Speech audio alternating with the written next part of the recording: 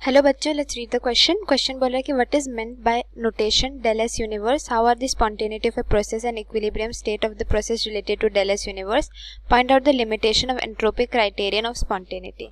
तो आइए हम इस क्वेश्चन का पहले की कंसेप्ट डिस्कस करते हैं।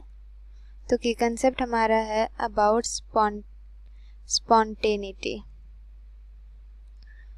नाउ स्पॉन्टेनिटी या फिर spontaneous process, this is denoted by the notation del S. अब जो एंट्रोपी होता है, जो एंट्रोपी है, what is it? It is the degree of, it's the degree of disorder या फिर randomness. Now speaking of del S का जो फॉर्मूला है, डेल एस टोटल जो होता है, it's del S system plus del S of surroundings.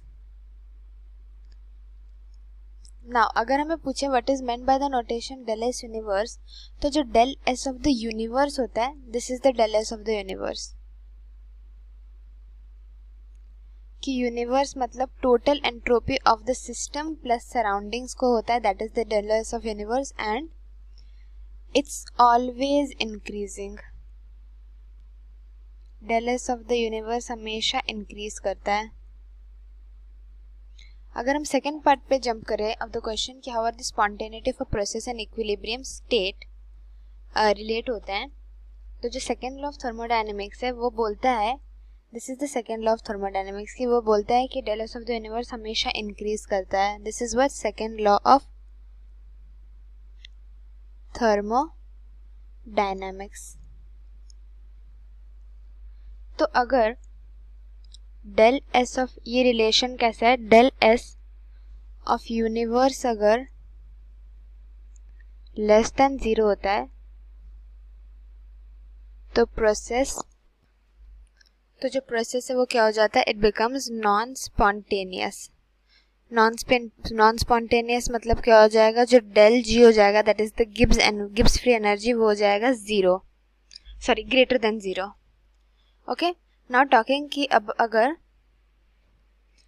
Del S of the universe equal to 0 हो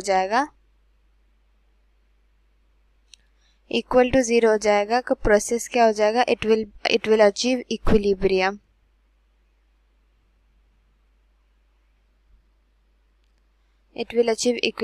and अगर डेल एस ऑफ यूनिवर्स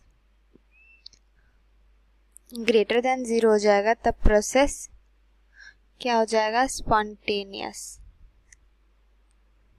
मतलब del जी negative हो जाएगा, लेस देन 0। तो सेकेंड पार्ट ऑफ क्वेश्चन भी कर लिया हमने।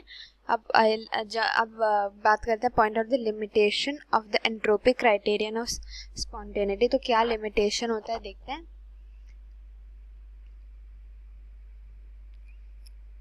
लिमिटेशन ये है कि जो एंट्रोपी होता है, that is the del S of universe which is the sum of the system and surroundings, which is what the sum of the system and the surroundings, it can never be less than 0, otherwise process non spontaneous हो जाएगा, it always increases। तो this was all about the spontaneity. तो hopefully बच्चों आपको समझ आ गया होगा। Thank you so much and best of luck.